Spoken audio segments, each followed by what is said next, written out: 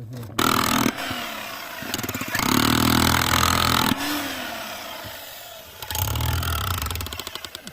আলাইকুম, কি অবস্থা সবার? দেখছেন কতটুকু হাফর করছি, প্রায় বুক পরিমাণ হয়ে গেছে দেখছেন। এখনো কিন্তু টাঙ্কি পর্যন্ত যায়ও নাই। আর এখানে দেখেন 5 কতটুকু আছে দেখছেন। মানে প্রচণ্ড কষ্ট হইতেছে, মানে এরকম কষ্ট আর কোথাও করি নাই মাদারি ফেলানোর সময়। এগুলো 8 ইঞ্চি ফাইভ আর কি, যে বাথরুমের যে পাইপগুলো আছে পাইপগুলো আসে এইগুলোর ভিতরে কানেকশন হবে, আর এটা ডাইরেক্ট টাঙ্কির ভিতরে কানেকশন হবে।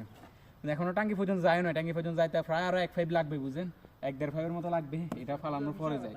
এখন দেখেন 1 বুক পর্যন্ত হয়েছে, এবার বুঝেন টাঙ্কি পর্যন্ত কানেকশন করতে কতটুকু হাফর করা লাগবে। মানে এগুলো তো বালু উঠাতে শেষ। আর এগুলো এত শক্ত যে ডিল দিয়ে উঠানো লাগতেছে, ডিল কেটে দুটোটা নিয়ে এসছি আমি, প্রচণ্ড কষ্ট হইতেছে। পুরো বিল্ডিংয়ের 3 সাইড ঘুরে তারপরে যাইছে এখানে, বুঝেন প্রায় এটা সহ মনে করেন যে 11টা পাইপ শেষ। দেখেন মেন বিল্ডিং হলো এটা, বিল্ডিংটা একটু দেখান। এটা হলো বিল্ডিং, আর পাশে শুধু একটা দেওয়ানি আছে। এটা সহ 11টা পাইপ শেষ, বুঝেন একটা না আসতেছে পাইপগুলা প্রত্যেকটা 1 পাইপ পর কিন্তু একটা করে তত্ত্ব দিতেছি। 1 পাইপ কিন্তু 6 মিটার পর একটা করে তত্ত্ব দিতেছি। যদি কোনো সমস্যা হয় যাতে ক্লিন করতে পারে, মানে মশালেজ দিয়ে দিতেছি আর কি, যাতে পাইপ দিয়ে পরবর্তীতে ক্লিন করতে পারে।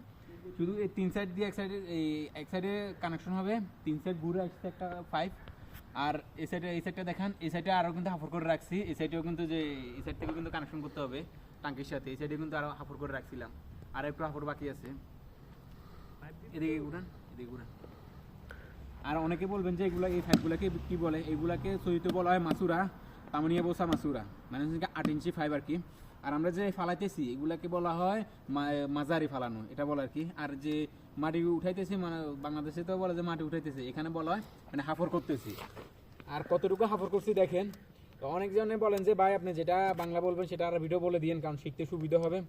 অনেকে সৌদি আরব আসে নতুন আসে, যারা আরবি জানে না তাদের জন্য ভিডিওগুলো বানাইতেছি আর কি, কীভাবে সৌদি আরবে এই 8 ইঞ্চি পাইপ ফালায়। আগে কিন্তু দাফনেগুলো দেওয়ার আগে নতুন যখন বিল্ডিংয়ে যখন মেদা ছিল তখন কিন্তু পাইপগুলো ফালাই দিতাম। আর এখন কিন্তু এগুলো নিষিদ্ধ, মগ্ন, মানে এগুলো দাফন দিয়ে দেওয়ার পরে যায় এগুলো হাফর করে ফালাইতে হবে 8 ইঞ্চি পাইপগুলা, নাহলে কিন্তু হবে না। শরীরে দেখলে কিন্তু সমস্যা আছে, মানে বড় দিকে দেখলে আর কি সমস্যা আছে। তালার মতো আমার এগুলো যদি ফালানো কমপ্লিট হয়, এখন বাথরুমের ভিতরে বিল্ডিংয়ের ভিতরে বাথরুমের পুয়ারিয়া ফালাই নাই, কমেট বসাই নাই, তারপর যে এসির যে পানির পাইপগুলো সেগুলো কানেকশন করা বাকি আছে। ইনশাল্লাহ টানা 4-5 দিন কাজ করলে ইনশাল্লাহ কমপ্লিট হয়ে যাবে। আর আমার সাথে আমেল নিয়ে আসি সুদানি, দেখেন আমার কাকার কি, আসলে ওনাকে আপনারা আগেও দেখছেন, আসলে সুদানি না বাংলাদেশি আর কি, আমাদের ফেনীর।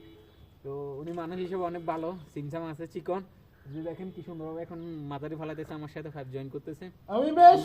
আমরা আজকে 4 জন লোক আসছি।